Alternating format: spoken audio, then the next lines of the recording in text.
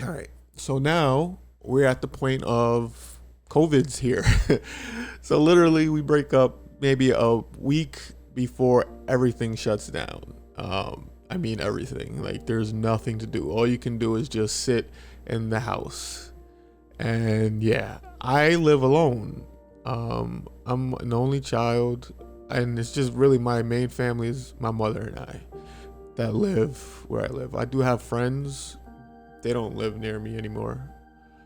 But, I've always been a loner. Like, I always live, have my own space. I always can, like I said, when something's bothering me, I can always just self-reflection and come back and just ground myself. So that's what I was doing early on. So I was just sitting. I would go to, well, actually, yeah, I still had to go to work. So I was going to work, which was a blessing because going to work and just seeing my coworkers that I work directly with, um, it just took my mind off of everything. I didn't have to sit home and just think about that every day, all day long. Um, so I got to just, go to work, just get out the house. One thing that I always did before the pandemic, I always enjoy going to the bar, get a drink. I live across the street from a bar, so I would go to the bar, get a drink. I have a high tolerance. I can drink. So once we broke up and we're now in the pandemic, COVID is here. I I didn't drink anything, which I didn't want to purposely because I didn't want to sit home and drink and just get depressed and just start going down a hole of negativity and just that can be dark.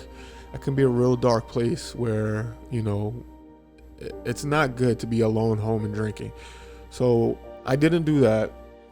Instead, what I did was I focused my time and energy and really started creating videos, just little montage videos of going out and about using like my phone or a camera and editing the videos, playing video games a little bit more, just doing that sort of thing just to try to keep my mind occupied. And it was great. I was able to do that, so I was keeping my mind occupied. Like I said, we were supposed to go away on a vacation in April of 2020, and everything shut down in March of 2020. So we got our money back, which is cool. So that didn't happen. So for that time period between March and maybe like a couple weeks after we broke up, we would talk. Not like a lie, but hey, you think we still gonna go on this trip? We were still planning on just going on the trip, and I honestly thought like, okay, we can go on this trip. We're not together, but at least it'll just give us a chance to really. We were gonna make like a 6 hour drive up to Montreal, and we were just gonna be in a car together. We were staying at an Airbnb together, so we were just gonna have all this time together. So maybe that would give us a great opportunity to figure this out, see exactly what we wanted, because we never had a conversation in person about why we're not together.